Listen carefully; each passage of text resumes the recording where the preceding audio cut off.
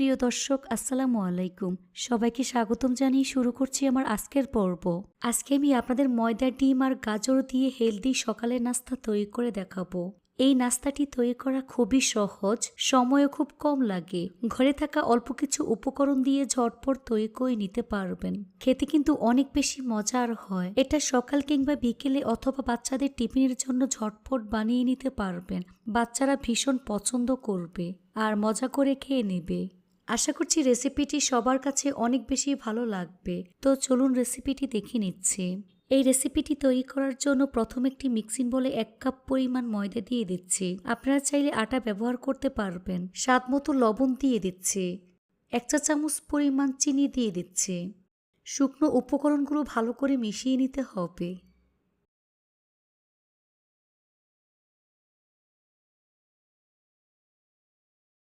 এবার এর মধ্যে অল্প অল্প করে পানি অ্যাড করে মিডিয়াম ঘনত্বের ব্যাটার রেডি করে নিতে হবে। পানিটা কিন্তু একবারে দেওয়া যাবে না, অল্প অল্প করে দিয়ে মিশিয়ে ব্যাটার রেডি করে নিতে হবে।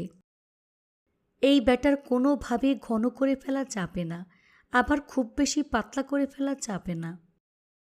এবার হ্যান্ড বিটার দিয়ে ব্যাটার খুব ভালো করে ফেটিয়ে নিতে হবে, যাতে করে এর মধ্যে কোনো প্রকার লাম্পস না থাকে।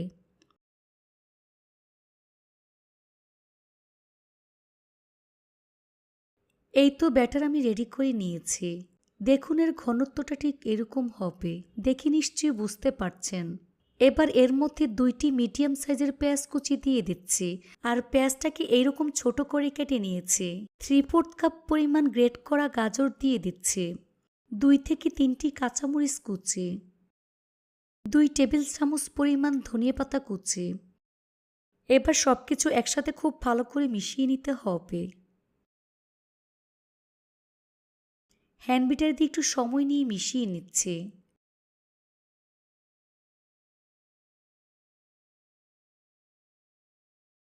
এই তো ব্যাটার রেডি হয়ে গিয়েছে। সবজি দেওয়ায় ব্যাটারটা আরও অনেক বেশি ঘন হয়ে গিয়েছে। দেখুন এর ঘনত্বটা ঠিক এরকম হবে। এবার এটাকে এক সাইডে রেখে দিচ্ছি। এবার একটি মিক্সিং বলে 2টি ডিম ভেঙে নিয়ে নিচ্ছি। দিয়ে দিচ্ছি স্বাদ মতো লবণ। এবার চামচ দিয়ে ডিমটাকে খুব ভালো করে ফেটিয়ে নিতে হবে। খুব ভালো করে ফেটিয়ে নিতে হবে, যাতে করে এর মধ্যে কোনো প্রকার লাম্পস না থাকে। এবার এটাকে এক সাইডে রেখে দিচ্ছি। তারপর চুলে একটি ফ্রাই প্যান বসিয়ে সামান্য পরিমাণ তেল দিয়ে তেল ব্রাশ করে নিচ্ছি।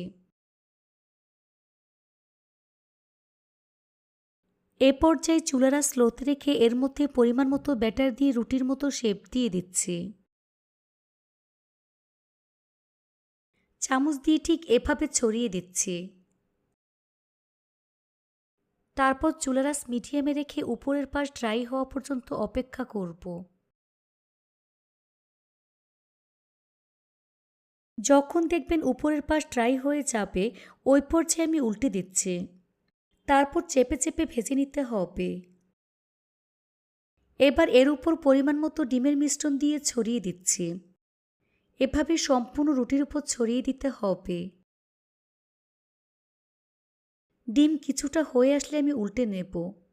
তার আগে কিছুটা পরিমাণ তেল ব্রাশ করে নিচ্ছি।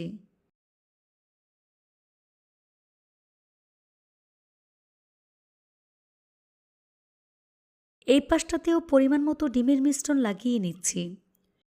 এই ডিমের মিশ্রণ পরোটার মধ্যে ভালো করে লাগিয়ে নিতে হবে।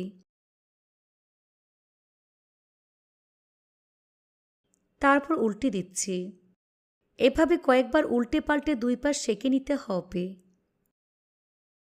এবার পরোটা চেপে চেপে ভেজে নিতে হবে।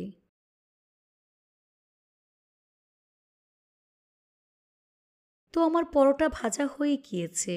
এখন প্লেটের মধ্যে নিয়ে নিচ্ছি।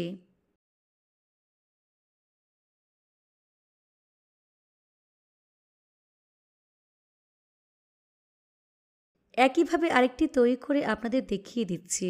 সেজন্য টিস্যু দিয়ে ফ্রাই প্যানে তেল মুছে নিচ্ছি। এবার এর মধ্যে পরিমাণ মতো মিশ্রণ দিয়ে সম্পূর্ণ ফ্রাই প্যানে ছড়িয়ে দিচ্ছি। তারপর চুলার আঁচ মিডিয়ামে রেখে উপরের পাশ ড্রাই হওয়া পর্যন্ত অপেক্ষা করব। এখন উল্টে দিচ্ছি। এবার এর উপর পরিমাণ মতো ডিমের মিশ্রণ দিয়ে ছড়িয়ে দিচ্ছি। ডিম কিছুটা হয়ে আসলে আমি উল্টে নেব। উল্টানোর আগে ফ্রাই প্যানে সামান্য পরিমাণ তেল ব্রাশ করে নিচ্ছি, তারপর উল্টে দিচ্ছি। একইভাবে এই পাশটাতেও ডিমের মিশ্রণ লাগিয়ে নিচ্ছি। এভাবে কয়েকবার উল্টে পাল্টে সেঁকে নিতে হবে।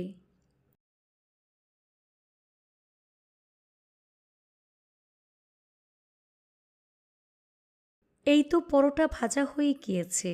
এখন একটি প্লেটের মধ্যে আমি নিয়ে নিচ্ছি, তারপর পরিবেশন করে আপনাদের দেখিয়ে দিচ্ছি। সবগুলো পরোটা একইভাবে তৈরি করে রোলের মতো আমি পেঁচিয়ে নিয়েছি। দেখুন দেখতে মাশাআল্লাহ কতটা সুন্দর এবং কতটা লোভনীয় হয়েছে। খেতে কিন্তু অনেক বেশি মজার হয়েছে। এই পরোটা বাসার ছোট থেকে বড় সবাই অনেক বেশি পছন্দ করবে আর মজা করে খেয়ে নেবে। এভাবে একবার হলেও বাসায় তৈরি করে দেখবেন আর আমাকে কমেন্টস করে জানাবেন রেসিপিটি কেমন লেগেছে। রেসিপিটি ভালো লাগলে অবশ্যই একটি লাইক দিয়ে দিবেন। ফ্রেন্ডস অ্যান্ড ফ্যামিলির সাথে বেশি করে শেয়ার করবেন। সবাই অনেক বেশি ভালো থাকবেন। আল্লাহ হাফেজ।